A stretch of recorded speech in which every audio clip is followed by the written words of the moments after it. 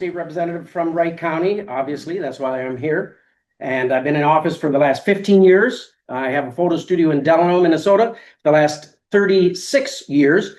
That is my full-time position. I am a part-time citizen legislator. And that's the way our forefathers wanted it. Part-time citizen legislator to do the people's work. And then get out of St. Paul or get out of whatever capital you're at, whatever state, and get back to your farms and your businesses and your families. So anyway, it is a pleasure to be here. It is unfortunate that our fellow reps and senators couldn't make it. I just want to give a shout out, excuse me, to my good friend, Senator Hoffman, who has been participated in Wright County before in the years that he's been in the Senate. He has just, 6 houses in Dayton? 14. 14 houses in Dayton, Minnesota, which is part of Wright County. So our friend, Senator Hoffman, and his wife, Yvette, I'm sure you're all aware, they are recovering. But John and I went to school together in Watertown, Minnesota. He was a couple years older than I. Johnny Hoffman, we called him, and everybody really loved John. A great guy.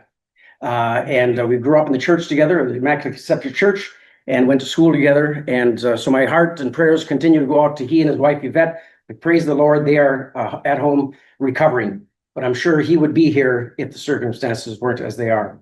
So pleasure to be here to speak to you and hopefully ask some questions. As politicians, believe it or not, we listen more than we talk. Would you say, Eric? Try to. So, but yeah, we certainly will finish up before 1. Like many of you, I have a business to get back to as well. I've been out of it for the last 5 months, so I need to get back to my studio and make some money. And so we won't keep you till 1, but we'll definitely, hopefully spend plenty of time on questions. We're just going to give a legislative update on what we accomplished, what we didn't accomplish, what we stopped, what we couldn't stop, what things that are good for businesses in Minnesota, good for families and businesses and homeowners and builders and farmers. So we'll give an update on some of those legislative accomplishments. I will say, as you all know, at a tie, it was a very tumultuous, tough, compromising session, however. The last time Minnesota was in a tie in the legislature was in 1979, which my father was a legislator at the time from Carver County. We didn't see him a lot back in 1979 in that session and a tie.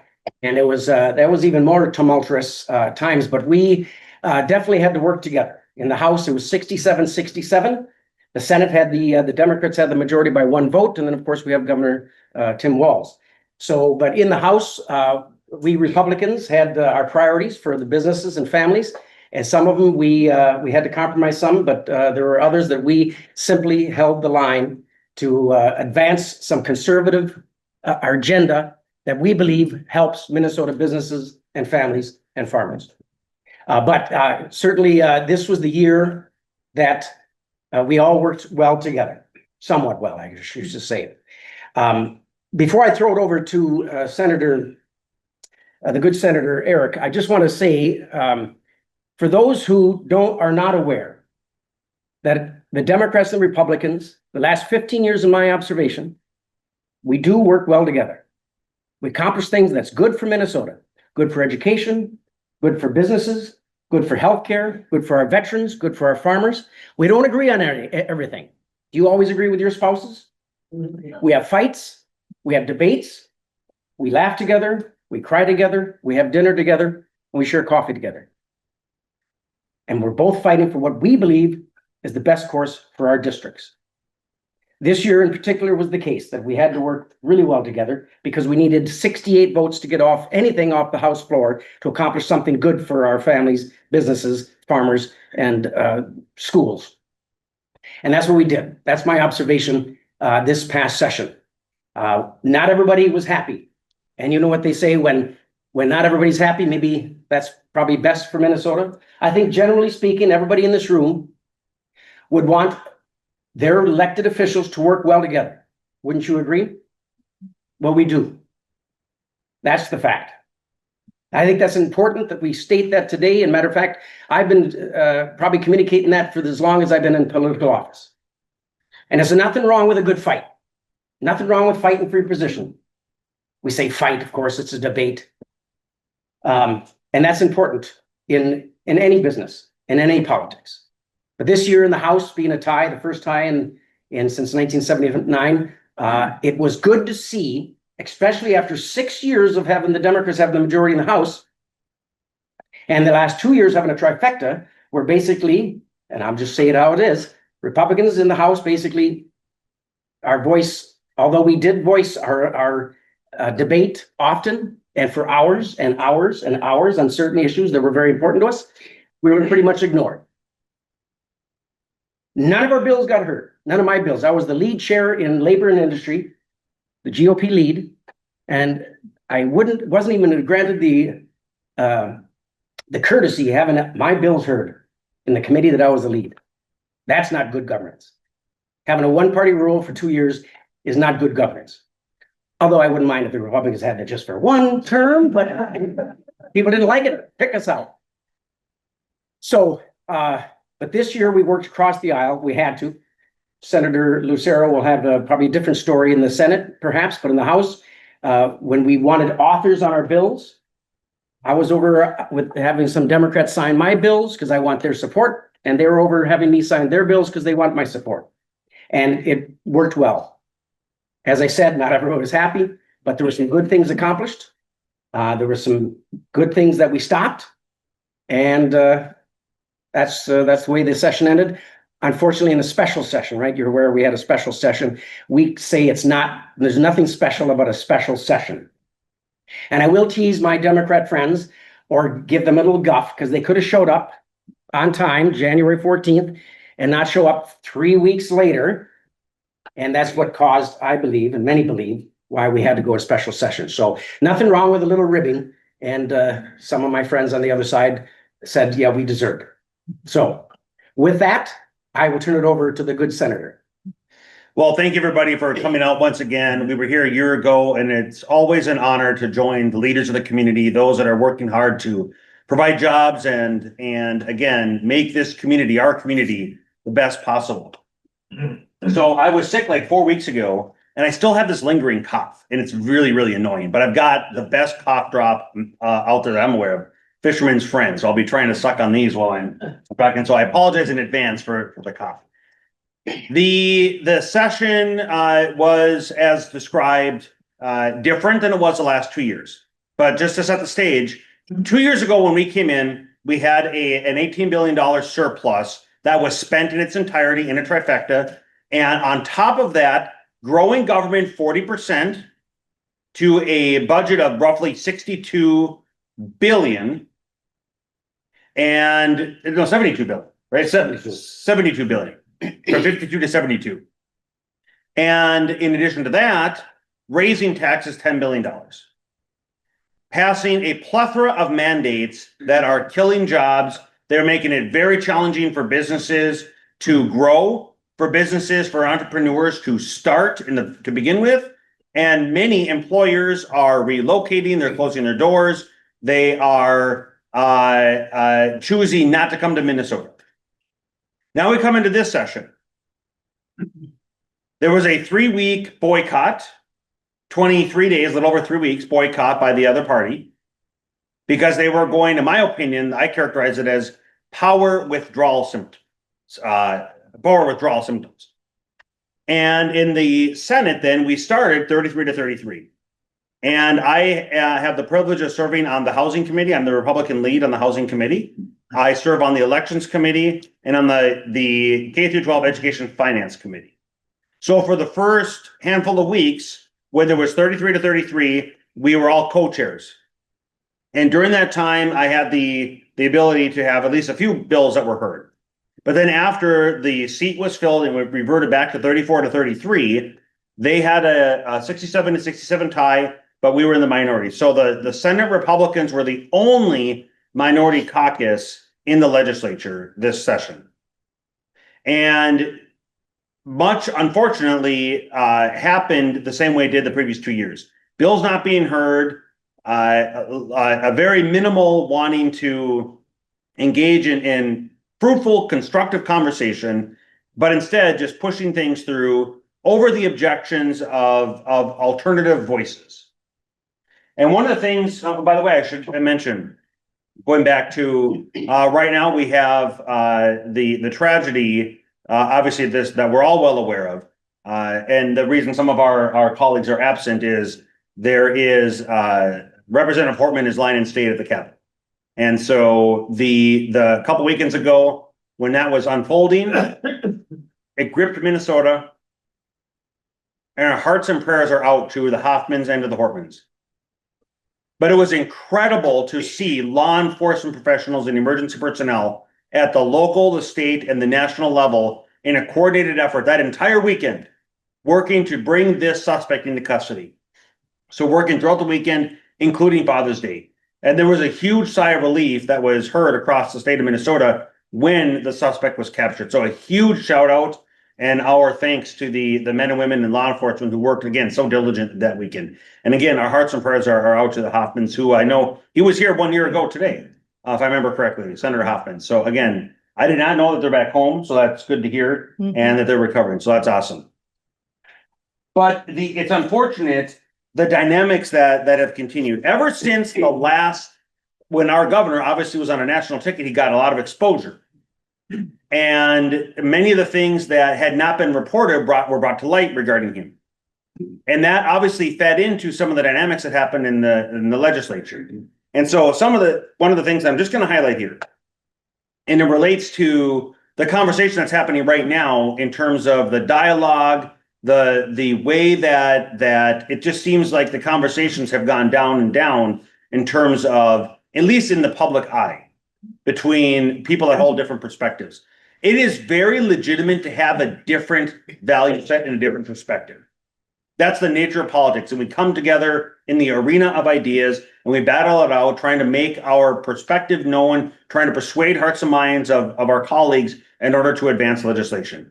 But the conversation in the last several years has taken a shift in part of the tone. So one of the things that I wanted to just highlight here, and I think it's very unfortunate. I have 4 headlines here. You're obviously not going to be able to see them.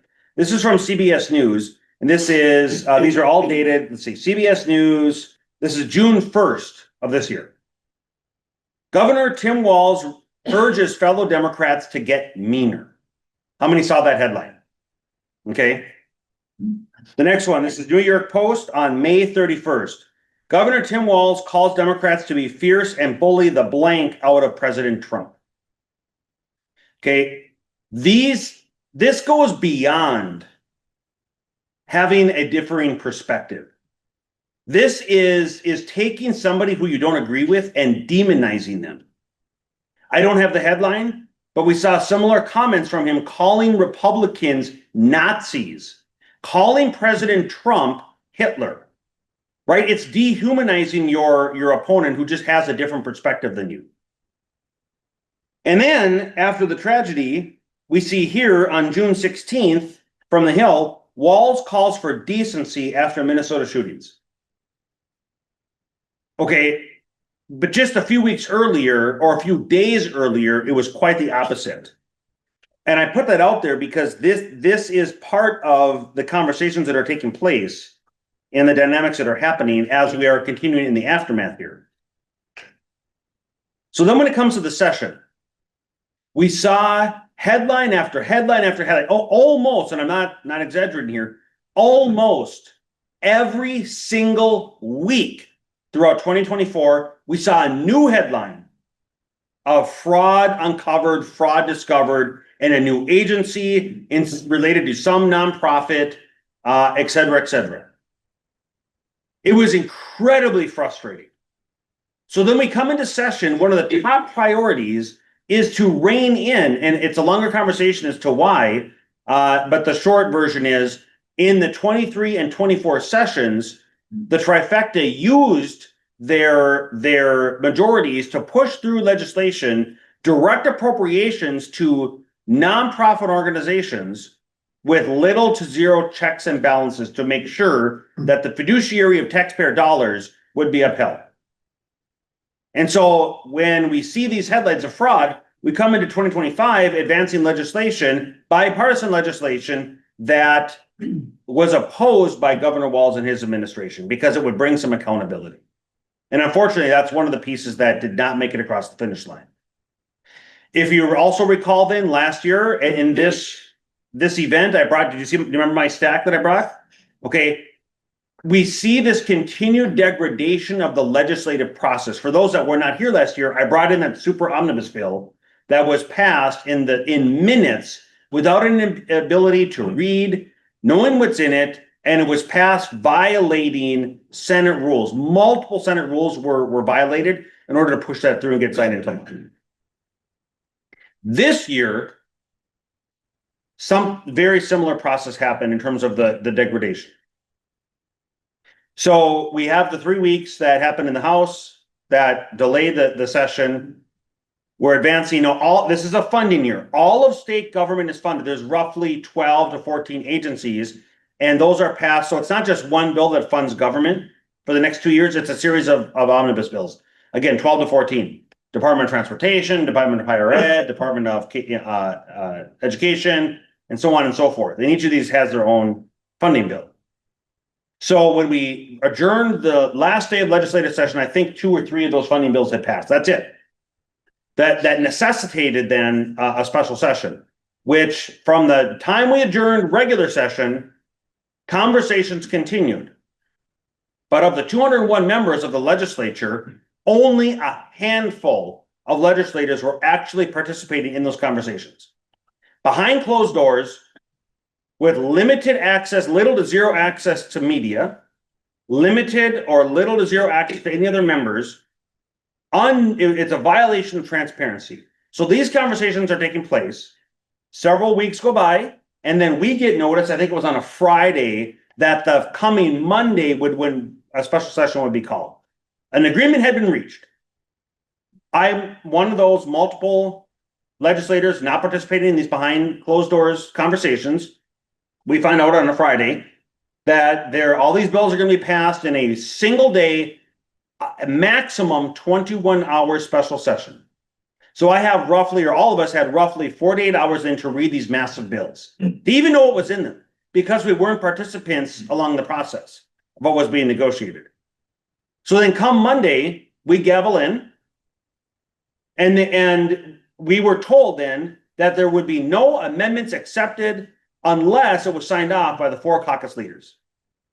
So not being a participant in the conversation, inability to feasibly read these bills,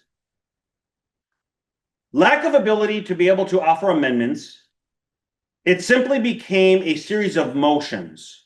It was a charade of a session to go through the motions because we couldn't change anything. We couldn't give input because we weren't participants in the conversations.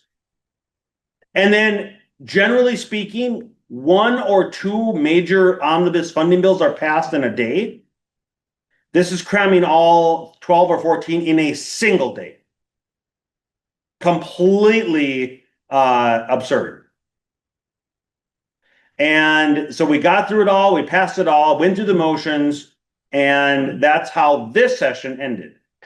Not too dissimilar to a violation of everything that is qualified as good government like last session. And it's incredibly frustrating. Minnesotans, it is an insult to the constitutional process.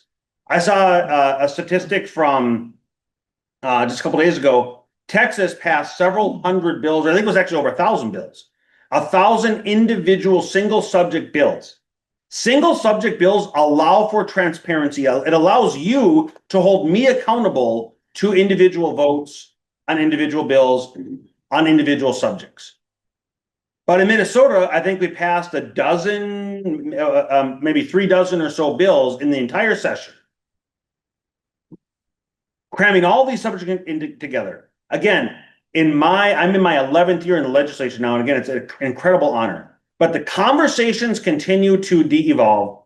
The process continues to be an insult, lack of transparency, lack of accountability, and it's incredibly frustrating. This is not how governance should be. And so when we have these tragedies and we look at the conversations, and we look at the way we're doing things dramatically have to change in the state of Minnesota. And I have spoken to many of you here and many that are not here, leaders in businesses in the community, and how these mandates that have been rammed through are crushing, again, the good work that you're trying to do. Trying to be a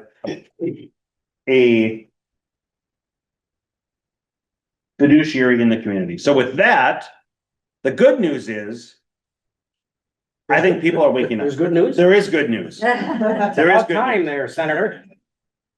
One of the positive things that happened this legislative session was a repeal of the taxpayer-funded healthcare to illegal foreign nationals. I get emails and communications from across the community and actually across the state. People are being crushed. I'm on the housing committee. There are young people that cannot afford the down payment necessary to buy that starter home at $475,000. They would like to buy a house in our community, but when you see these new developments starting from the 500s, it's a real challenge for somebody trying to start their family. I get emails from people that can't afford the child care. People are getting crushed. And so in these last 2 years, when we pass new mandates that extend taxpayer-funded higher education to illegal foreign nationals, college paid for, health care to illegal foreign nationals, we can't afford our own bills. Many people are struggling. We certainly cannot afford to pay for the rest of the world. We just can't. And when policies are passed creating a magnet to Minnesota, that is a real challenge. So that's the good news. And number one, we repealed that. We as the Senate Republicans, we didn't have the votes to do so. It's the leverage from the House Republicans that did so. So thank you to the House Republicans for sticking up for that. Well, and to be fair, to Governor Walz and the Democrats too, because we need 68 votes to pass off the House floor. We had to work together. And this is one issue that the Republicans, this was our line in the sand. This was the red line. Is that what they call it? We were willing to just, this was it. We couldn't simply afford, the Minnesotans cannot afford to pay healthcare for the illegal immigrants who are here. They passed it 2 years ago. So here's just real synopsis. At the time, Minnesota management budget predicted that out of the 81,000 illegal immigrants here in the state of Minnesota, that's their numbers, that 7,100 would sign up for the free healthcare. First of all, it's kind of ludicrous. If you're offering free healthcare, it's the law of the state of Minnesota. And there's 81,000 here, supposedly, I guess that I don't know where they put those numbers, that they think only 7,100 is going to sign up for free healthcare. Who pays your own healthcare here? Raise your hand. Boy, is it expensive, huh? Holy Toledo. Before I got elected to the House, I'm still self-employed. My wife and I think it was $1,500 a month or maybe 15 years ago. So now, thanks to you folks who pay taxes, my healthcare is a lot less than that. So we couldn't afford it. We can't afford to pay less alone 7,000. By April of this year, over 21,000 illegal immigrants signed up for the healthcare. 21,000 at a cost of $600 million a year. In 2028, that fund that we all pay into would be in a deficit. It'd be bankrupt. They wouldn't even be able to pay for Minnesotans who need healthcare. Our Medicaid program is for children and adults who cannot afford their own healthcare, who are in a certain income level. That's what we're supposed to have. That's why it started. And the federal government, thankfully, pays 90% of that healthcare for Medicaid in Minnesota. But when it comes to the healthcare for illegal immigrants, Minnesotans are on the hook for 100% of that payment. No help from the federal government. So the account was going to go bankrupt. We certainly couldn't afford it. Then I found out, I'm glad I voted for it, that there's over 20,000 veterans in Minnesota without health care. Now, I don't know how that could be. I thought we had VA and then they could get health care, but that's the number. So 20,000 of our own veterans couldn't get health care, but we're going to give it away for free. The magnet, certainly. Over 21,000 by April. You could imagine it'd be closer to 30,000 here by June, and it would be bankrupt. So I believe that Melissa Hortman, God rest her soul, and her leadership understood that this is something that we have to simply fix. We could not just ignore it at all. So that was a victory. That's one of our victories. And I think this last statistic, 80% of Minnesotans believe that healthcare should be for Minnesotans first. And the other component is anyone who's here illegally can still buy healthcare on the open market. through MNsure. They can purchase that just as much as anyone who is in that category of income can. So it's not, we're not saying no. As same as they certainly could go to the emergency. We will not, nobody's ever turned down an emergency room. That's a state law, and I think it's federal law, and it should be. It's God's law, actually, if you ask me. But they still can sign up for healthcare and pay their own health insurance. Folks who are here illegal are working hard.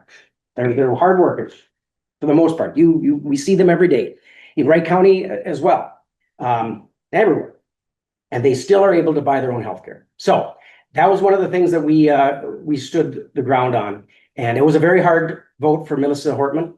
Very tough for her because they pushed this hard 2 years ago. That was their top agenda. Do you want to continue? Want me to? I was just getting at one. Yeah. Just finishing on a high note. The other good news is that people are waking up. People are beginning to connect the dots because people are busy, so people can't always connect the dots, and the media does a terrible job of actually getting the facts out there. But people are connecting the dots, and that's the good news going forward. We're seeing people be responsive to the truth, to the facts, and the truth is the policies that the two of us and many other legislators are pushing are very simple. Empower people to self-determine the outcomes of their own life. Stop government from controlling everything and micromanaging everything. Allow businesses, free businesses, to be able to make their choices. Free the school districts to be able to return independence to their actual name, which is what's in there, independent school district. Allow for individual families and individuals to make the decisions. If we unleash those abilities, it's going to be it'll change the trajectory of Minnesota. Again, that's why I'm very encouraged with the way that we're going, because a lot of people, a lot of different groups are working very hard across the state to get that information out and why it's so critically important to be involved and understand what's happening so we can have a path for the present and for the future of the next generation. So I think what I'd like to do is just speak just briefly on the House process. Eric has a different sentiment and a different observation for the Senate. I see a little differently, being in the House for 15 years. And then I want to just read a list that I have on my phone, some of the accomplishments, some of the laws that have passed that you want to know, and then we'll open it up for questions. But as Senator Lucero certainly it believes that the system failed us as far as the process and the behind closed doors and smoky rooms.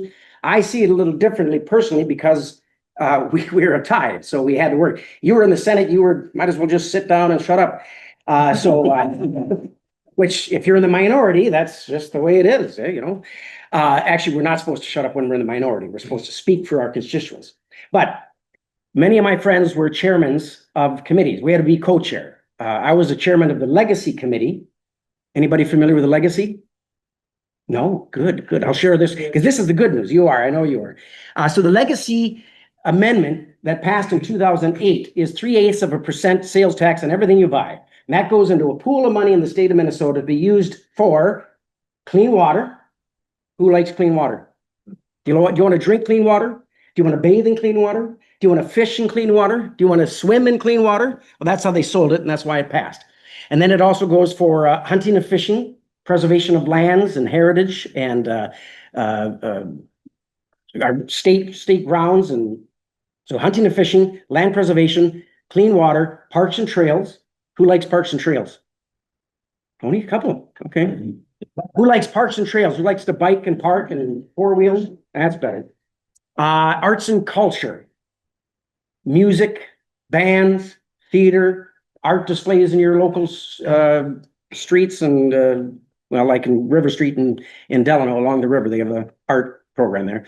So that pool of money goes into the legacy money, and every 2 years, it was close to $1 billion, around this year was $7.8 million that, as the chairman, I get to spend and help. Is by constitution. We're constitutionally mandated to squander them. To spend that money. Did I say that? So, and it's a committee. Of course, my co-chair was co-chair Vang, DFL chair Vang, And it's a committee where we work well together. It's really not a red and blue and Democrat against Republican. We're doing what constitutionally we're asked to do. And I passed my bill off. We passed our bill off before session ended. So we got our bill done.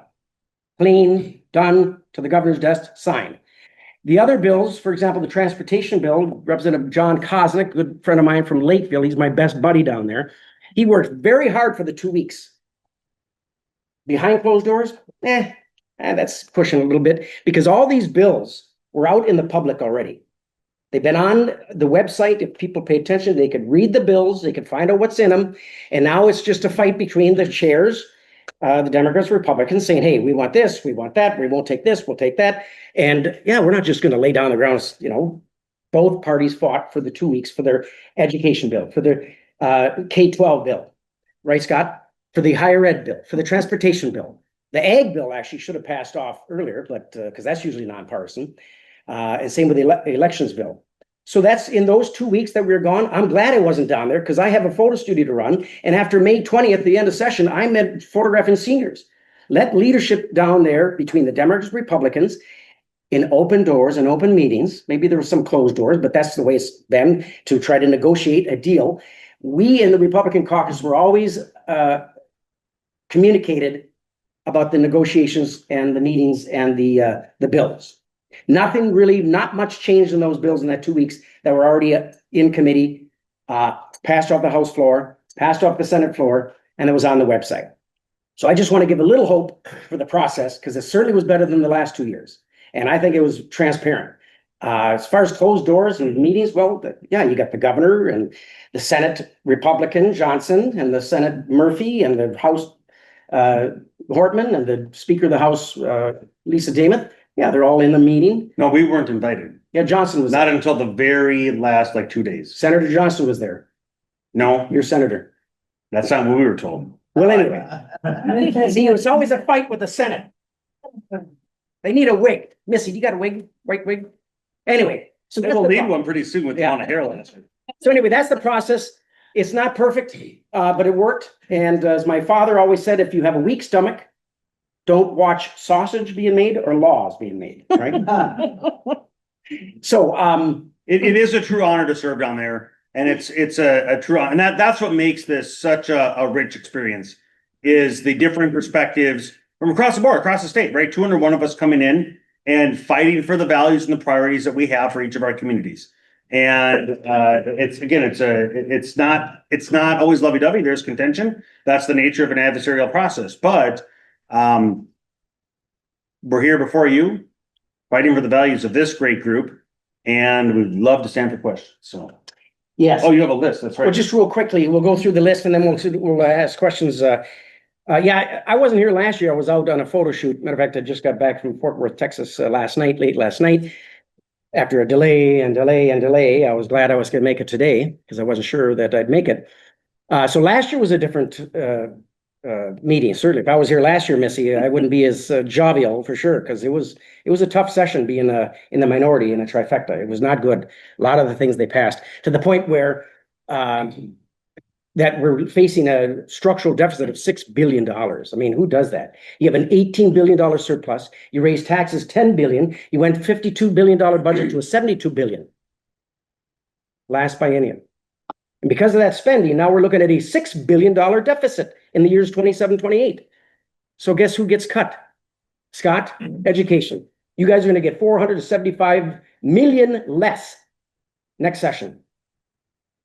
That's what happens when you pass permanent mandates using one-time money. So spending other people's money is very easy down at the Capitol, and we all need to be more careful about it. Certainly. And now $6 billion surplus. So the good news is in the state of Minnesota, we had the largest spending cut in, I think they say history or 50 years. It doesn't matter. It's the biggest spending cut in the state of Minnesota. Isn't that good to hear? So we went, okay, maybe not. So we went from that $6 billion deficit in 27, 28 to now I think it's 3.2 approximately. So we have a little more work to do. But I'm not bragging as a Republican that we had the biggest spending cut in the state of Minnesota because they had the biggest increase 2 years ago. right?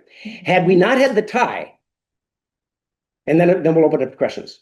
Oh, there's some accomplishment we got done. But if we not had the tie, just imagine what would have happened if, when, with an $18 billion surplus, and we're talking to businessmen and women here, $18 billion surplus, they spent all of that and increased taxes 10 billion and then increased spending by 40%. Can you imagine if good governance, that the Republicans and the House Democrats, we weren't tied, that what they would do with tax increases in a period where there's a looming $6 billion deficit? You can be guaranteed, because I've seen the bills, that your taxes would be going up again, the spending, another 6 billion. That's just to cover the deficit, probably another 5 billion on top of that. More taxes and spending. That means payroll tax, paid family sick leave, we can talk about that, corporate income tax, all of that. So spending other people's money has consequences, and we saw what that happened. So here's what we did, and then we'll ask questions. If you have questions, I hope. I don't want to do all the talking. Okay, we've limited free healthcare for protecting Scott. Any school teachers in here, principals, superintendents, besides Scott back there? We protected non-public pupil aid for students and protecting charter schools from major cuts. Yeah, that was another thing the governor wanted to do. He wanted to cut off all funding for our private schools, or the charter schools and parochial schools. That's just, that's completely unfair. They're paying their taxes as well. So that was a victory. We prevented background check mandates on homeschool parents for teaching their own kids. That was a bill. Yeah.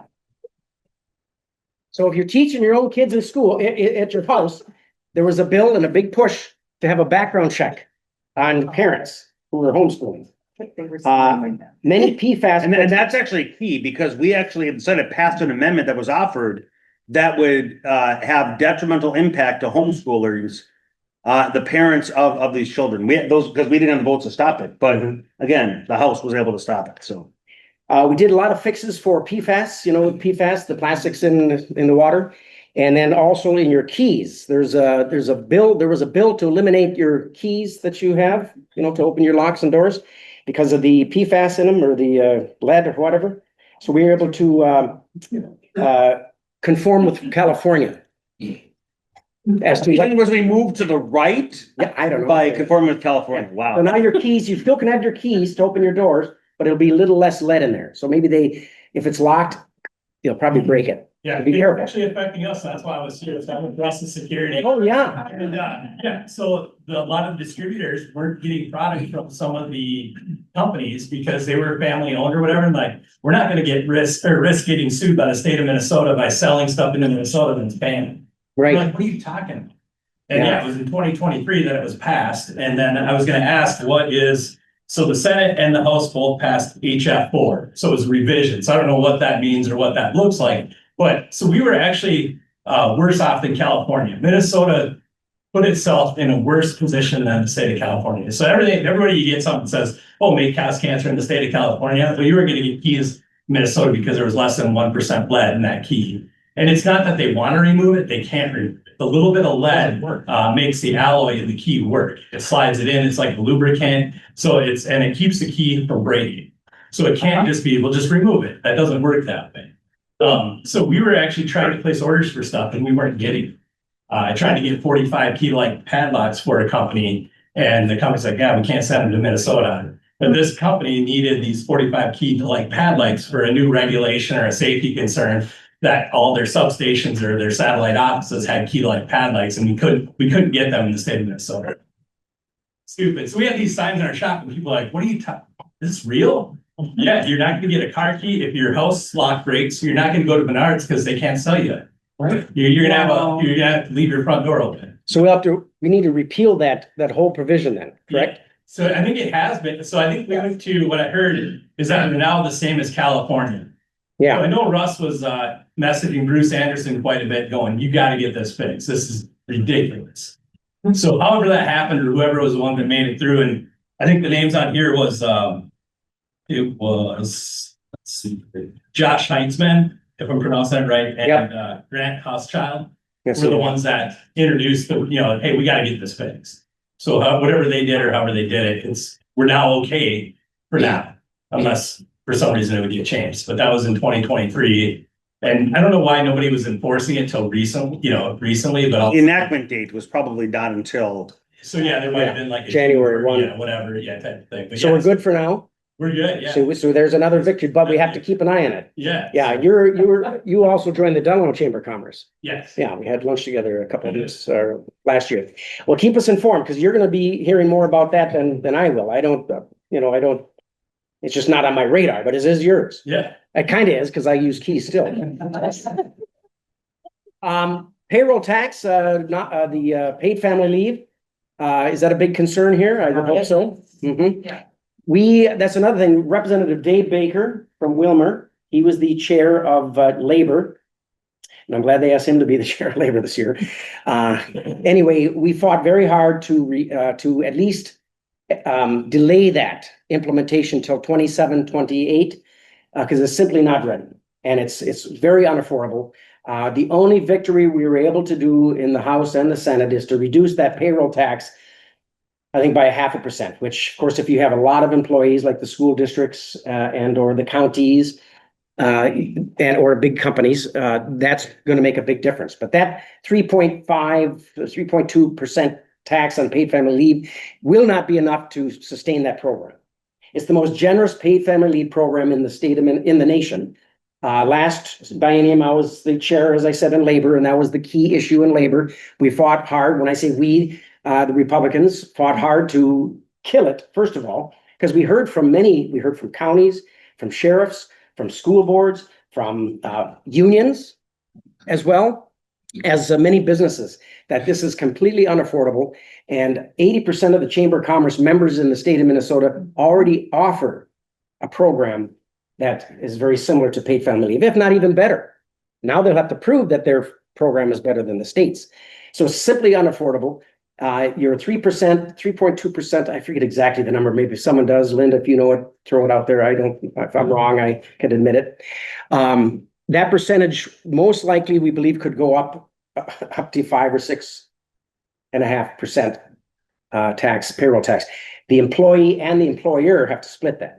The employer can split it with your employee. So, and then your employee could be gone up to how many weeks? 20. 36. Because you get 12 weeks, right, for paid family leave. If you don't use it in 1 year, it carries over for the following year. So then you could take the second year, so that's 24 weeks. And then you got federal paid family leave. Actually, it's federal paid family leave, but they don't pay anything. So they could piggyback that on the federal law. How'd you like one of your employees not showing up for, let's just be realistic, let's say 20 weeks. And you can't fire her, and you can't ask why they're not going to be there. Because they could be watching their neighbor's dog. I mean, it's so vague and ambiguous as to why they could be gone. And it was up to an hour. They could call your employee, sorry, Mike Bauer, I can't come in today. Oh, I'm supposed to build a big building today and you got it's a couple $1 million. Nope, can't do it. Sorry. Why aren't you going to be there? Can't ask that. So it's really a flawed system. It sounds good, right? The state of Minnesota. Big, mean employees. You're not going to pay your employers or employees to go home and take care of their cat. What's the matter with you, Bauer? Can I pick on Mike? Oh, yeah. So anyway, so we were able to reduce this tax, and I think we weren't able to delay the implementation. That was another reason why we fought in that 2 weeks. At one point, you just got to lay over and say, okay, I guess. What are we going to do? Shut down government for 10 years? I mean, some wanted to shut down government, and I don't know. I don't know if anybody wins on that. But I think we were able to also, the employee has to give notice more than an hour. I forget the detail, but they have to give a little bit more notice. You know? I don't know. See the Senate, they don't, what do they know? They don't. Remember, we were shut out. Yeah, that's right. Eric and I served in the House together, and Eric was a great communicator. If we needed 8 hours of debate, he was the one. Very good at it. Okay. Is Yes. there any chance that any of the language in that law will change, or is it pretty much as is? Like, is there any other negotiations that'll happen in the first year before January 1? We, yeah, it's next year. Well, we'll go back in February 17th, the legislature, and we'll still continue to try to make fixes to that. We want to eliminate it, of course, but we're not going to. We won't be able to, but we'll continue to fight for it. Related to that, there is another variable that's playing out right now in the Senate. There is a senator from Woodbury that's charged with a felony. How many are aware of that? Okay, her trial has been delayed. She's taken advantage of the process to play her role to delay justice. So the trial was supposed to start. Was it Monday of this week or was it Monday of last week? Last week. Monday of last week, and that got delayed. And so when that goes to trial, and if she's convicted, she will need to resign from the Senate, or she'll be booted out. That's gonna bring it down to 33 to 33. That will force a special election that would be resolved prior to coming into session next year, which I think is February 17th, roughly is when we come back. And so the dynamics could change where there might be a different majority potentially, right? There's a lot of ifs in that, what I just said. But nevertheless, the majorities are going to determine the dynamics of what legislation has the priority. So is there a possibility? Yes, there is a possibility. But again, it's dependent on a series of conditions. So. All right, question. Just curious, I mean, I understand the whole paid stuff, but when you guys are talking about this, we realize that there are businesses, like I work with individuals with disabilities and we have to have 6 to 1. So if you do this, people are going to take this paid FMLA because they can. Businesses are not gonna be able to make it because, I mean, if I'm paying for it, why wouldn't I just take it and go down to Florida and take care of my sister's, whatever. I mean, it's frustrating. It's way frustrating. And I appreciate what you guys are doing, but I can't understand how anyone can actually believe that this is okay for Minnesota. And I'm trying to figure it out. Sorry that I'm evil this way, but I cannot figure this out. So I'm with her. We're small businesses still trying to figure out what to do about that 30 hours safe and sick leave. Because we need to offer competitive wage, right? In this day and age. So we have to offer the competitive wage. Then we've got, I've got 6 employees. So that 6 employees who get 30 hours, okay? And you have to pay them. So if they take their time, I can't pay 2 employees for the same shift. Because you got to pay the one that's not coming in, then you got to pay one to replace that person. So you're double paying of this competitive wage. So guess who is working that? The salaried business owners and upper management is working like 70 hours a week to try to cover for all these 30 hours safe and sick leave time that everybody wants to take. And that's what happens in a trifecta. We heard from. Can you explain a trifecta? I'm ignorant. I don't know what that. Well, you're an Irishman, so I won't say you're ignorant. Okay, thank you. Gary, O'Hearn. McDonald and O'Hearn's, we gotta stick together. That's right. Trifecta, well, they had the governor's office, the Senate and the House. Okay. So the Republicans had 0 votes, Yeah. 0 influence, if you can say it, I guess, I don't know. But yeah, we heard time and time again from MAPE, from unions who were favor, not necessarily Republican Party, school administrators, county, sheriffs, businesses, chamber of commerce, over and over again, what this will do to the state of Minnesota for businesses, for our own government institutions, those counties, and it was completely ignored. And I'm sorry to say this, but they could care less. It was their number one priority. Now, I say that very carefully. You shouldn't say someone doesn't care. Their actions prove they didn't care what the people said. I was in the committee. I was on the House floor. We debated it for days, if not weeks. Not just an hour. We didn't just sit down and shut up in the House. I think the Senate too. We spoke. We communicated because we've heard from our constituents as a businessman. I know the cost, and we fought hard. And we communicated what harm it would be, but it fell to deaf ears. But what is the reasoning that this is brought forward in the first place? That's what I'm trying to wrap my head around. I see the point, but what is the other side? Okay, so in the Senate, the chief author of this provision is from Duluth, Senator McEwen. Senator McEwen is one of three. I know of two in the Senate. I don't know if all three are in the Senate or if one's in the House. But one of three legislators that are professed, and so it's not hyperbole. It's not me trying to make something up. They are professed socialists. Okay. A second of those is Senator Fate. He's running for mayor in Minneapolis.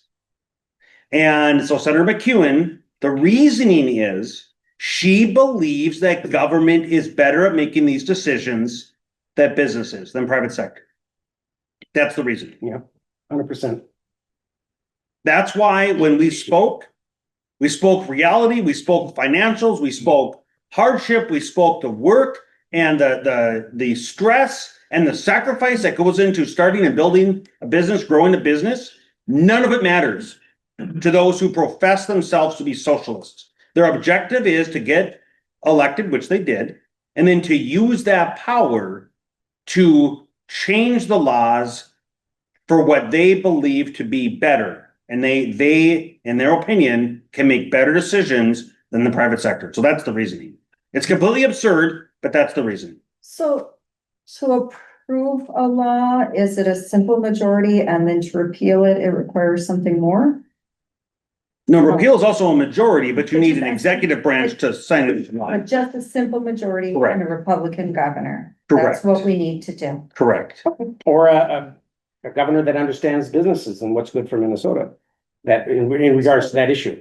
So coming from the other side here, as somebody who has work jobs where you don't get any paid days off, and you're showing up to work sick, or your daughter's got a new grandbaby and gets no sick time, what's the solution? Talk of business, and I get that. What about these young families who can't take a day off, who have to be home, not getting paid, and then they can't pay their bills? What do you propose as a solution?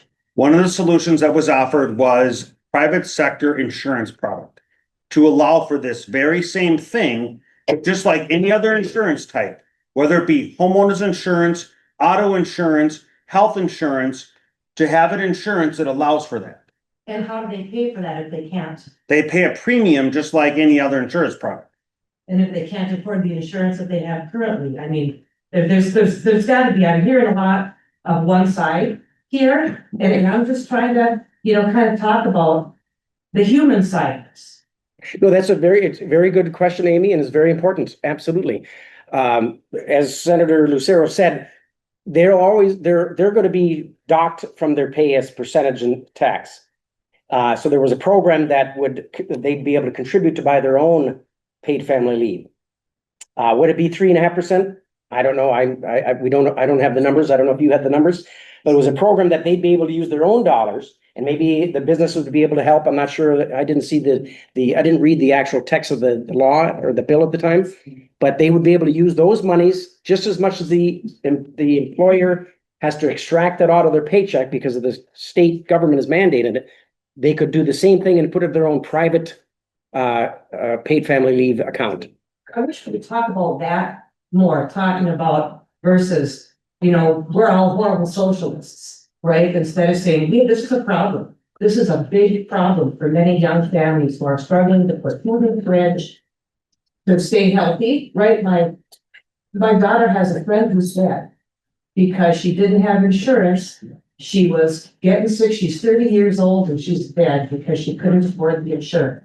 Let's talk solutions. Let's talk about these real problems that are affecting people. And instead of, kind of just letting each other down and saying you're bad socialist, what you're doing right now is talking of solutions and options. Let's try to do more of that. That's what I would like to see. Amy, that's a fair point, but obviously for the record, I didn't say socialism, but the paid family leave was a very contentious issue. I've heard from businesses, from schools, from counties, from cities. We heard from everyone in the state of Minnesota, even employees, that this was not going to be sustainable. And now there'll be no jobs. An employer will have to hire someone or two or three or four just for the thought that 2 or 3 or 4 might be gone. So we did have solutions other than this mandated state, down your throat, most generous paid family leave in the nation. So there was solutions, and yes, I thank you for bringing it up, because we certainly should have. Maybe we were going to after we were done talking about this. Solution, so I appreciate your Yeah, feedback. yeah. Do you know any more about that bill, or whose it was, or? As I mentioned in my opening remarks, young people and seniors and everybody in between are being crushed with costs. The inability to afford the basics of life, gas, groceries, childcare. It's not a mystery why the price is going up, but it's a longer conversation. It's more than I can give in a 5-minute introductory remark. I can give solutions, but it's a longer conversation. And the solutions are: government cannot continue to engineer the lives of individuals, families, and businesses. And the decades long of mandates that have been compounding upon themselves is why childcare is so incredibly expensive. Amen. It is why gas continues to go up. It is why now a brand new car costs $40,000 plus. It is why all these costs are rising, crushing families, because businesses continue to insert. Okay, what I'm trying to get back to is a free market and empowering individuals to make their own decisions. That is going to drive prices down across the board, making things more affordable, not at these elevated prices that necessitate somebody to have to die or lose their job or otherwise to take a day off. Right? But again, it's a much longer conversation. I can't give it in a 5-minute introductory remark. And unfortunately, these types of bills and these types of conversations, the one I'm referring to, the private sector paid family leave insurance product, doesn't get a bill hearing. It's not even heard. The merits are not even considered in a 1-vote minority. Yeah, the daycare childhood expense. I'm on the Families and Children's Committee, and one of our goals was hopefully to reduce some of the mandates on the childcare facilities, that they could lower the price. We weren't successful in doing hardly any of that. Minnesota is the 13th highest state for childcare. $14,200 for a toddler up to 5 years old. $20,000 a year for a newborn, for a baby. Now, Minnesota also has the history of being the most safe childcare facilities in the nation, but so too does Iowa and Wisconsin and South Dakota and North Dakota. They have high numbers of safety for the children. We definitely want safety, but we have the most mandates in the state for these childcare facilities. They could be, if there's a toy on the ground, and this is how ludicrous it is. If there's a toy on the ground and it's in a pathway and they're somehow inspected, that daycare facility have a $10,000 fine and it'll be marked up as unsafe facility. If there's a rag or a dirty diaper that's sitting on the ground because the person is just changing diapers, she's trying to do over here, maybe before she throws it away, and if it's inspected, fine. There's so many idiotic mandates. And this is what I'm hearing from childcare facilities. This ain't just me talking, as they come to our committees. But the state politicians think that they know best, like Eric said, that the state knows best than the families or children or the businesses, and the mandate after mandate. And that's why we're one of the most expensive places to raise a child for childcare facilities. Same with schools. The mandates, Scott, how many mandates came in the last 10 years that just are very, very costly, and that doesn't necessarily help your school district at all, but it costs the taxpayers. Yeah, 65 last. 65. Last year. And yeah, and the free lunches, okay, the Minnesota Republicans and Democrats for 50 years worked beautifully together to make sure that families who can't afford lunch or breakfast get lunch and breakfast for the kids. No kid should go hungry. No kid should have a shaming. They used to shame kids if they come up to the counter with, oh, you didn't pay your bill, throw the food away. So a lot of things were done that were very good for the state, very good for children. But we already had programs to help free and reduce lunches. I can afford my own kids' lunch. I don't need you to pay for it. I can pay $3.50 for my kids. And the food quality went way down. Food quality went down. Kids eating. Kids aren't even eating it, they're Yeah. throwing it all away, it's a big waste. Right. Yep. So I'm on the Education Finance Committee in the Senate. We had a day dedicated back when we had co-chairs. We had a day focused on the mandates. We had superintendents come through and the amount of waste that's also occurring. Yep. In order for a child now under this free lunch program to get a milk, they can't get just the milk. They have to get the whole lunch. They don't want the lunch. They get the lunch to get the milk, they throw the lunch away. Yep. Okay, it is amazing what's happening. And costs are rising across the board because of these mandates. Top-down command and control. We are going so far beyond the ability for people to live a comfortable life here in the state of Minnesota that we need to get back to sanity. And I understand there's going to be differences of political thought here. But the reality is the cost it takes to have a quality of life in Minnesota is much higher than it needs to be. It shouldn't take $450,000 to buy a starter house in the state of Minnesota. Oh, but Eric, you can build that same house in Iowa for 45% less. 25% less in South Dakota, 30% less in North Dakota, and 15 or 20% in Wisconsin. Yep. Any builders, home builders are here? Any builders, couple builders? What are we doing wrong? Why is Minnesota? Yeah, Minnesota's a great place. We have great education. We got the Vikings. We got the Wild. Yeah, we got the Wild, but why should it cost? Actually, that's a dumb question. It shouldn't cost 40% more to build a house in Delano or Buffalo or Monticello or Roseau than it does in Brookings or Des Moines or Madison. Yes, it's maddening. We have hugely different weather in Minnesota than they do over in Hudson. Yeah. All right. Well, we had some questions, but let's open it up to more questions. I wanted to talk to you about the electricity exemption for data centers. I'm guessing most people didn't know it, but Minnesota had implemented a sales tax exemption for electricity used by data centers to lure data centers to Minnesota. And for anybody in the industry, there was, numerous data centers that picked up Minnesota to come in. That was repealed at this last session. The numbers I'm seeing is we lost $8 to $10 billion of development. Why don't you take this one? So I used to work so my private sector job is cybersecurity. I've worked in multiple data centers. And when you think of a data center, it's not just a standalone building. That is what a data center is, but that's not the limit of the scope.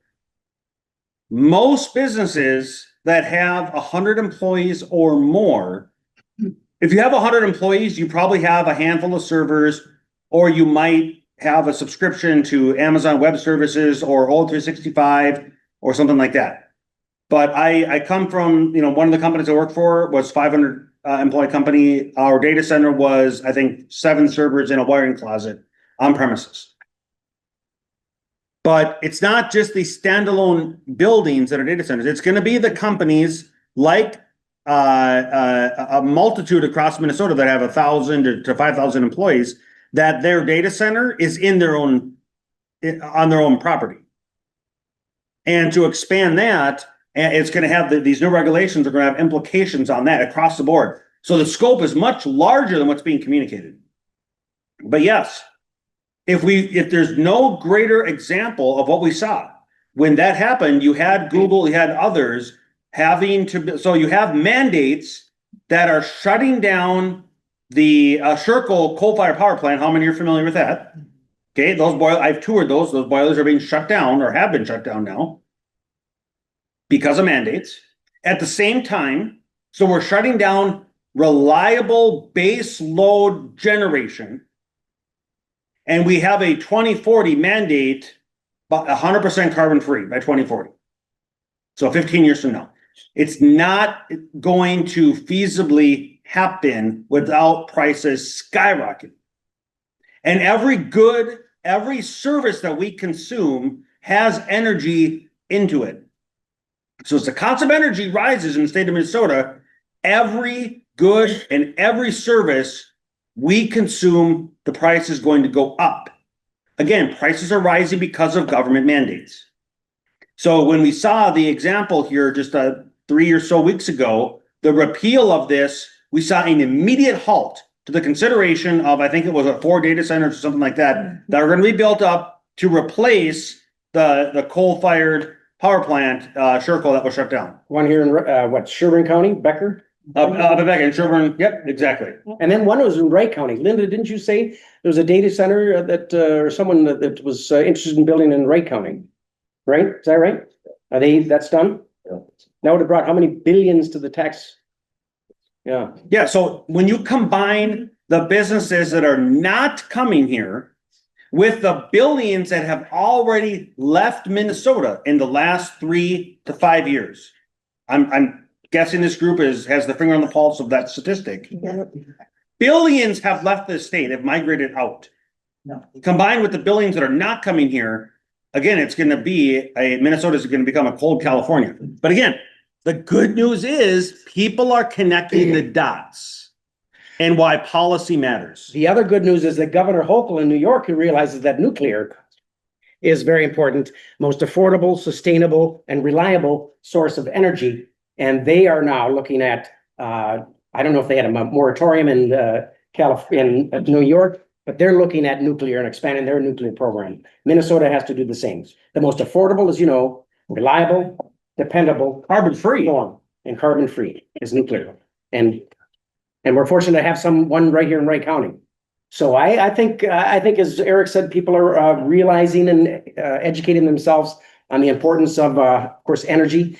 With the 2040 mandate of carbon-free, your electric bill, your energy bill, they believe could go up 300%. Can you imagine that? Our house in Delano, when a hot summer months is less with water and sewer, is close to $500 a month. Yeah, my son takes a lot of showers, but and my wife likes it cold. But I can't imagine that going up 300%. I wouldn't. Can you imagine how much I have to charge to take your picture? Next question. Are we almost out of time? No, we got. So I was visiting a business and we know that there's a scarcity, especially with some of the ICE and, immigrants that are working and some of those that aren't, legal. One of their things is somebody actually quit working because of the fact that they're concerned, even though they do have their visas and people are getting their visas pulled. It's going to be hurting the workforce. What are the concerns more here in Wright County versus, out of Wright County, do you think? I'll start out with this. First, that's the federal thing. So I have zero to do with it. My personal opinion is those who have been in Minnesota illegally for 2 years, 5 years, 10 years, 20 years, they have a house, they have a business, they have children, they're active in their community. My personal opinion is let's fix our immigration policy and let's have an easy path to citizenship, affordable and reliable and efficiently and effectively. Those folks, I have no personal desire that I should be rounding up someone who's working at Untights here in Waverly, and most of them are on green cards anyway. Most of them are here legally working. I'm all in favor of getting rid of the pedophiles, rapists, murderers, killers who have come into our country, over 25 million. Not all of them, but they know that there's millions here that have been coming that are criminals. There's over 100,000 Iranian on the terror list that are here, according to the news. I want ICE to make sure that they take out those who are here to do us harm and to destroy and ruin the way of our American life. Some of them were my view. Some of them were actually on visas and they were saying, well, now we're not renewing your visas. And that's what they were concerned about. So I was just curious I don't know why, so. Labor is a challenge across the board for, multiple industries. That is a challenge. Yep. I've not heard that visas are not being renewed. But even if that is the case, which certainly, I mean, you're saying it, so it probably is. That's a federal level. So I don't, Yep. as a state policymaker, we don't really have influence over that, but we need to encourage the process. My opening remarks included, Yep. where I'm a process guy. I believe in the process. You know, it's not just a matter of you win or lose, it's how you play the game. It's process. And so though I am married to a naturalized citizen. I flew over to Kenya and gave my sister away in her wedding to Edgar, now a naturalized citizen. Okay, I have immigrants in my family. I'm married to one. I disdain the deliberate convoluting of immigrant to illegal immigrant. And that is done deliberately to cause confusion. Immigrants are not the problem. It's the violation of the process that's the problem. Yep. And so in terms of non-renewal of visas for legal immigrants, I don't know why that would be happening. But that's definitely something that needs to be I'm gonna addressed for I'll sure. be calling Tom Emmer I'm gonna call Tom Emmer. I mean, he's a friend of mine. I'll find out about that because we can't afford not to renew visas for those who are here working and supporting their families and supporting our businesses. H2Bs are not been a problem. We can get renewals on H2Bs, That's professional, right? H2B is a yearly situation where they can come in here, work for so many months, then they have to go back for so many months, and then they come back again. Okay. The local landscaping company by me has the same crew every year. Yep. They basically work all summer, go home for Christmas and holidays in the cold weather, and come back in the spring and go back to work for them again. Yep. My horse is at the racetrack. The same groom works with my horses for 9 months out of the year. He goes home and his brother comes here and takes his place. So the H2Bs, they work, and there's all this story about who's gonna pick the vegetables, who's gonna mow the lawn. The H2Bs are already out there and doing it, and they actually last year, they didn't increase it a lot, but they did increase it somewhat. And that's probably the tipping point right there is how many H2B visas the federal government is going to allow. Okay. But there's a lot of people that are working here legally under the H2B program, and there's a lot of like landscaping companies and racetracks and stuff like that. That's their normal feeder way of getting employees. Yeah, I worked with Jerry Untight on, we were doing some federal and state H2Vs work a couple of years ago. And not only they come back every year, it's generations. Yep. Now it's the children's children who are coming here working and providing a beautiful life for them. Some of the trainers at the racetrack, they have entire families working for them. So. Yeah, you're right. That's not the problem. And Eric's, he hit the nail on the head as far as the illegal immigrants and the immigrants. And it's done deliberately by a group, I think, a movement in America to destroy our country and our way of life. I forgot to add, We are a group of immigrants. We all are immigrants here. And e pluribus unum, that's what makes America so great. And that's why it's never be ashamed of saying America is the best. We are the light on the hill. You know why? Because we're a nation of immigrants. You can't go anywhere in the world. You can't go to Italy to be an Italian. You can't go to Mexico to be a Mexican. You can't go to Germany to be a German. But all those races can come to America and become an American and have a slice of the beautiful life that God has provided us by our founding fathers who had divine providence in establishing this nation. I'm sorry, I get passionate. and believed in process. Hey, yeah, Thank you, preaching to the choir. I know, preach for the choir. But I love this nation. Okay, lastly, think about this. Have you ever seen the book or read the book, 5,000 Year Leap by Leon Scozen? Write that down. Leon Scozen wrote a book called The 5,000 Year Leap. Mike Burns tuned me onto that. You know my cousin Mike Burns, horse guy. Anyway, so for 5,000 years, this is what he claims or, states in the book, and it's fact, of course. So for 5,000 years, mankind basically did the same thing. We hunted, we gathered, we provided for our families, we plowed our fields with an ox or a horse. We were gatherers and hunters for 5,000 years. And then America. And within 200 years of that 5,000 years, we went from plowing our fields with a horse or by ourselves to sending a man to the moon. Why? Because we were men and women were left to be able to create and keep their own fruits of their labor and to pursue the dreams and what God has given them to be free and to have liberty and to share and start their own life here. No kings. You could own your own land, own your own horse, own your own plow, own your own rocket. Isn't that amazing? 5,000 years, but within 200 years, we're sending a man to the moon. Because we're a nation of immigrants with divine providence from God to have life, liberty, and the pursuit of happiness. That's a beautiful thing. I'll never be ashamed of it. Neither should all of you. And I know you're not. Anyway, Leon Scotus, right there. Now, that was like the excellent conclusion, but I just saw hands. Go ahead. Yes.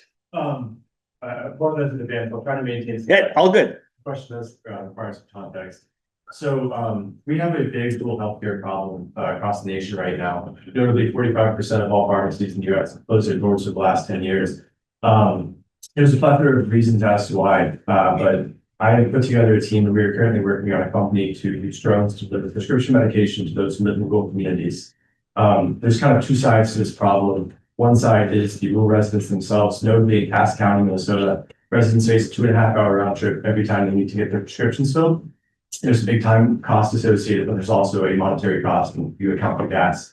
On the pharmacy side, there's a lot of issues going on, particularly profitability in deliveries. Speaking to execs Coburn's pharmacy, they're losing about $1 million a year when they were doing their delivery program, so they had to cut it. In building this company, we really want to start this here in Minnesota, but we face a lot of barriers and challenges in regard to Board of Pharmacy regulations and also not having enough UAS infrastructure, such as radar systems in place to make this technology safe. Unfortunately, it's looking like we're going to have to start this in North Dakota. And my question to you guys is, how can I most efficiently navigate sorting through the red tape here at home so that I can bring this technology to the forefront of Minnesota? So we'll be able to speak to specificity with that because I'm sure there's a lot of different regulations that are at play there.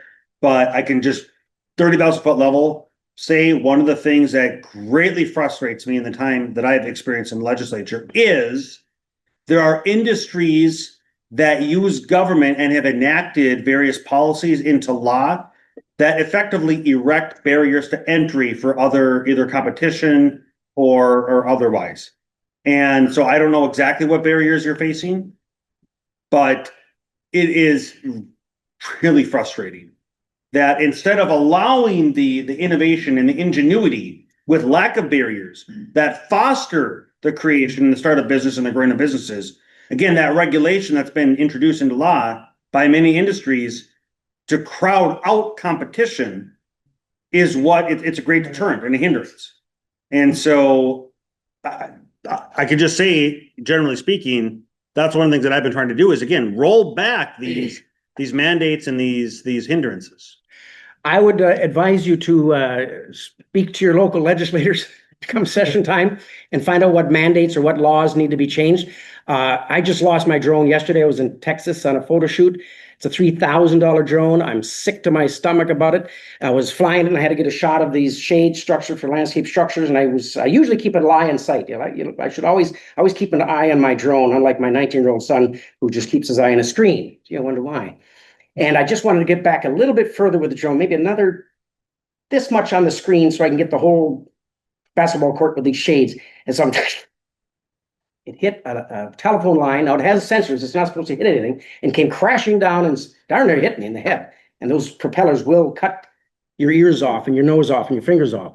So some regulation is good.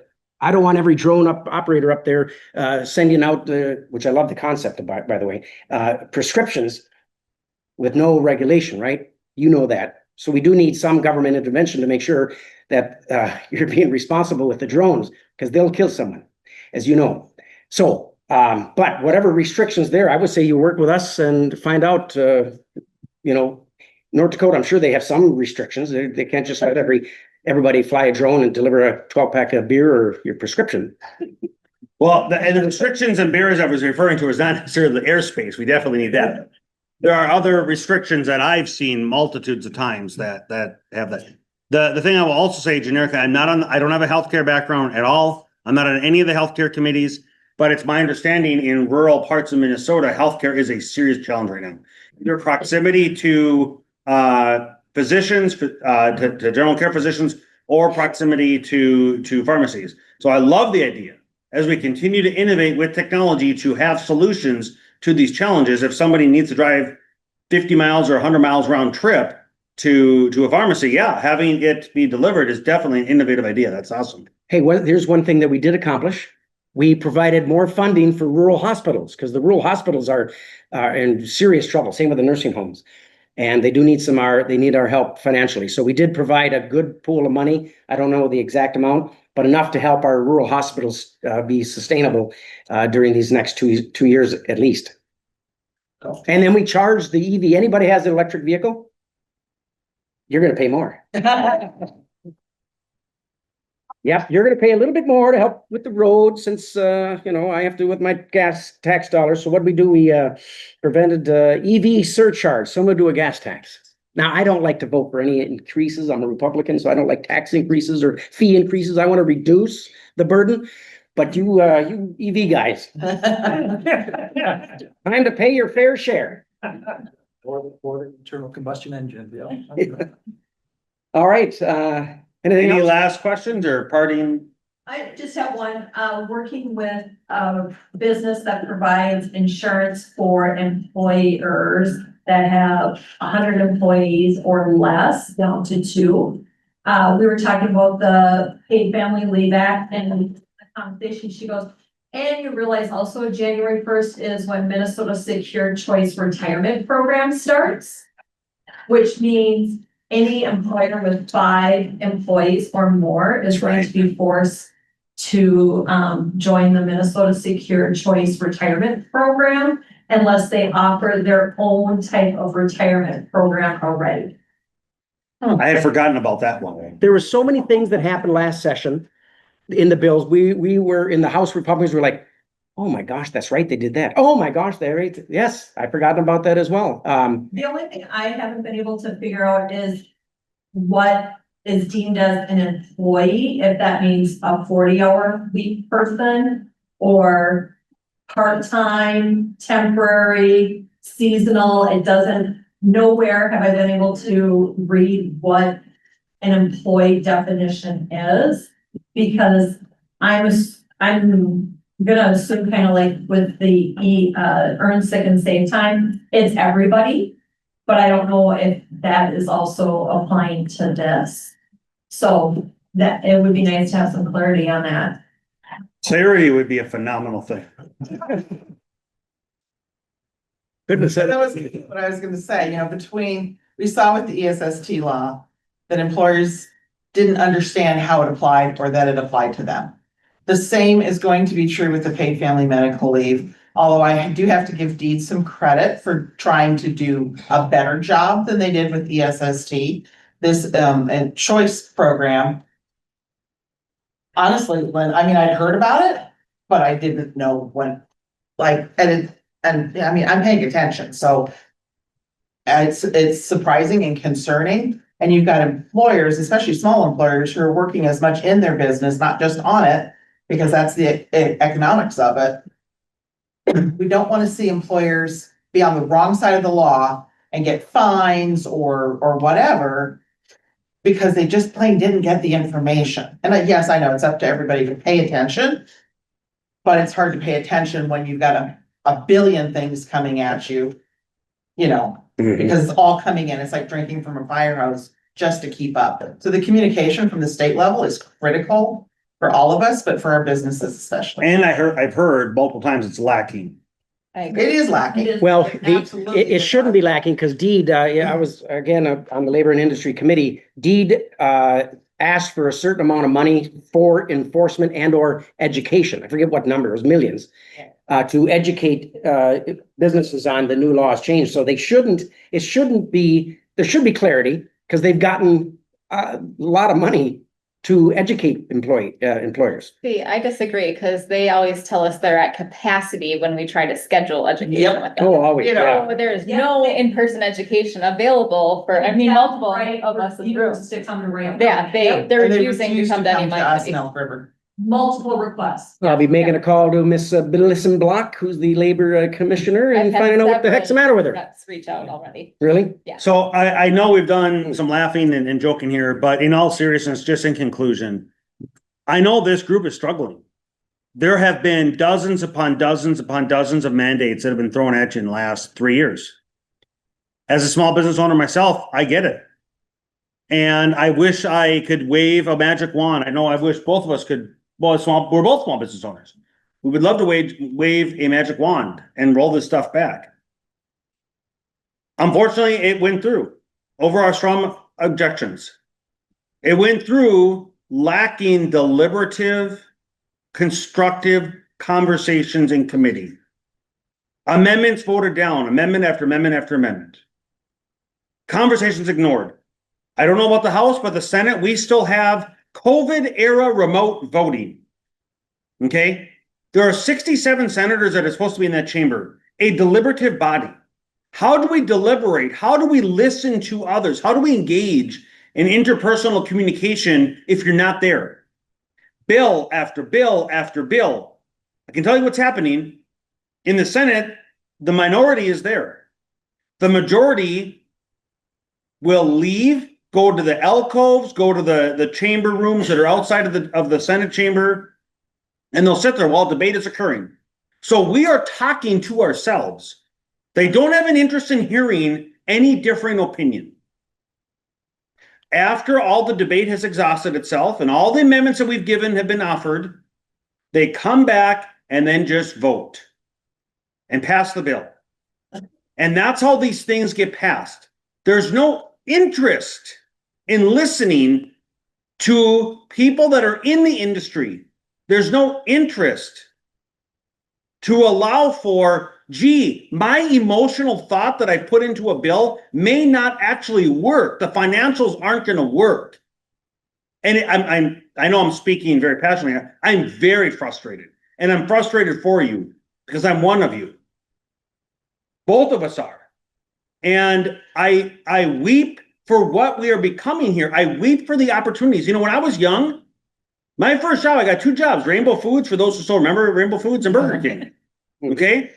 I turned 14 years old. I couldn't wait to get that job or jobs. Super value. And being able to work hard and take the money and build it up and do something constructive with it. Those opportunities for a young person like myself, 30 years ago now, I weep for what's happening to the lack of opportunities for young people today. Because employers aren't able to offer what I was able to receive and take advantage of, which started me on a path of education, of life experience, work experience, to be able to have that responsibility. And I'm concerned for what's going to happen. So that's why, again, I have to go back, and I'm so thankful for what this group and others are doing. Again, we have to turn the tide. I saw a hand right here. So there isn't a requirement that they have to participate? You're kidding me. Which In the Senate. Oh, correct. The Senate, they can just go hide for a while. Oh, yeah. Not actually negotiate, show up and vote. Right. Yeah, they've had their mind made up. Same in the House. That seems, like it should be a mandate for them. I'm a small business owner myself, and I'm very concerned about the sustainability of my business. Well, I think that's why there's a lot of mistrust, because there's no accountability. You know, those guys don't show up. There's no accountability of what they're doing, and So is that representing them changed from COVID? Is that before COVID? Was that allowed? No, remote voting was unheard of. Or leaving the room like you're talking about? You could leave the room, But the reason they can leave the room now permanently, they don't even have to come back. I guess I left that part out.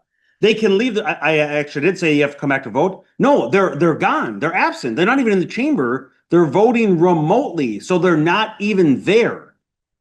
They're not listening to any of the debate. It's just when the roll opens to take the vote, they then text the person, vote green, vote red. Yeah. Well, thank God I'm not in the Senate, that's for sure, because in the House, just the tie in the last 6 years we've been in the minority has made such a huge difference. We stopped a lot of tax increases.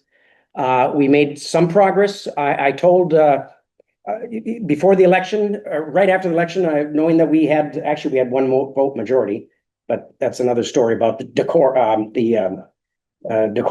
and a quorum. But just in a tie, I knew that we weren't going to be able to, I knew that I wasn't going to be able to advance our Wright County conservative principles. I am a Wright County Republican. I'm proud of it. I'm proud of my conservative upbringing by my father, who instilled in our 7 kids the duty of God, family, and country. And I'm honored to serve. But I knew it was not going to be possible to advance that much of our conservative cause. What is the conservative cause? Energy independence, less government, less mandates, taking less of your money and letting the businesses and families thrive. And I can go on and on. But just having the tie in the House, completely different from the Senate. We had to listen to each other. There was remote voting, but it was very rare. 1 or 2 people were gone, maybe 3 or 4 at the time because they're sick or whatever reason. But for the most part, we're in the chamber listening and having to vote ourselves and make sure that we have 68 votes to pass off the House floor. But being in the minority for 6 years, it's very disheartening. It's no fun being in the minority.